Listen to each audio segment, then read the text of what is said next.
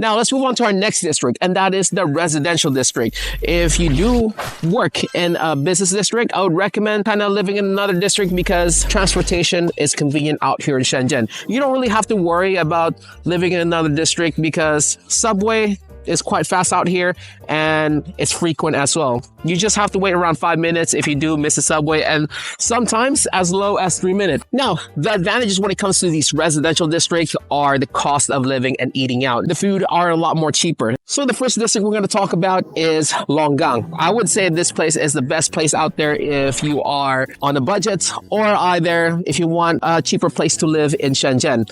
Now, this is the home place for the Hakka people back then, and they even have like a tourist spot for the Hakka people as well, which is called the Longgang area, I believe. So this place is known for the residential area and is designed for that as well. You won't be 10 minutes further apart from a subway, or the most maybe around 20 minutes, but you can always depend on the bus as well. They make it so convenient for you to live out here. Now, the best tourist spot in this area will be Longgang. Imagine yourself at one of the Studio Ghibli movie. This is exactly just like that. You can see what the Hakka people used to live like, and there's museums out there, and sometimes they have NPCs where you can take photos with them as well. And this is a constant place for a lot of influencers to stream their cosplay out here. But also they do have a sports center here, which is pretty big, and you can enjoy any kind of sports you want. But the best part is the Wanda Plaza. You can find like escalator to space, but not only that, there's more than 6 buffets in this area. But that also comes with the downside. There's not much event around this area since it is a residential district.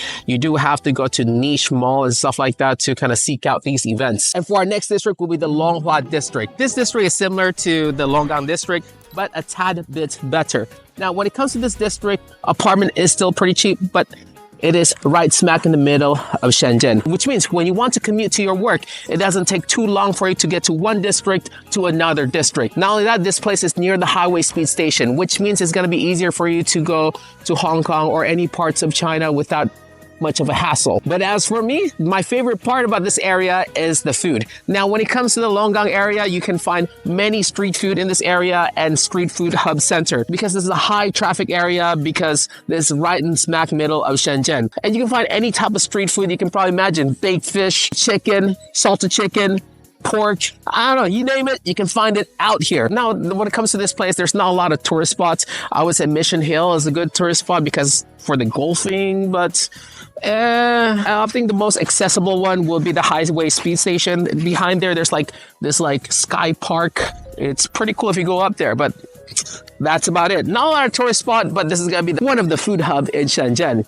Now, this goes with our next transition, and that is the cost of living here is a lot lower because the cost of one studio bedroom is only like around 3,100, and for one bedroom, as low as 3,400, which is the best bang for your buck. But yeah, the gist of it, basically living out here is pretty cheap. Now, for our very last residential district will be Bao'an. It's the home of all the foodies out there. If you love food, this is the best place for you. And the reason why I gained some couple of pounds here and there is because of this certain district, and it's called Bao'an district. Now, this place is known for their local food and local people. It's one of the older districts out there as well. So you can find really old restaurants around this area, and sometimes they're so established, they only have one thing in their menu and they still have people waiting in line as well. Bao'an is also known for their naturistic side, Mangrove Park, Phoenix Mountain, and also the park near the airport as well. And of course, the Shenzhen airport. You can go around the area. It still looks pretty cool to look at. So typically when people go to Shenzhen, they would either work in Nanshan or either Futian area.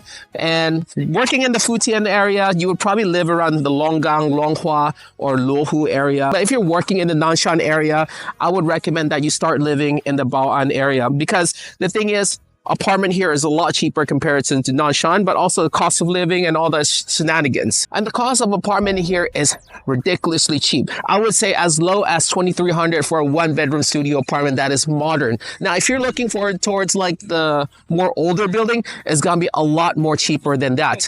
You're looking at about 1,700. That's the lowest one I've ever seen, but it's really ghetto though. You do have to go outside for the restroom. But if you want like a normal one size bedroom apartment, I would say that's about 3,000 RMB. And hell, if you want like a 2-bedroom apartment that's in the older building, you can still find it for 3,000 as well. But if you want a modern 1-bedroom spacious place, it's about 3,000 RMB in this certain district. So that is the pro of this place: food and apartment and cost of living. And it does come with a con, and that is the sound of the airplane. Usually the cheaper apartment are near the airport, and often at night you can hear like the plane going. But that's not it. It's one of the most busiest place comparison to any other district. The main reason why is because most of the people that do work in the business center, they often live in this area. So in the morning, 7 in the morning, you have to wake up 6 in the morning because there's going to be a line of people going inside the subway, especially if you do live in Pingzhou, which is the main hub for apartments in the Bao'an district. But I would say it's really worth it for you to live in the residential district just because of the price.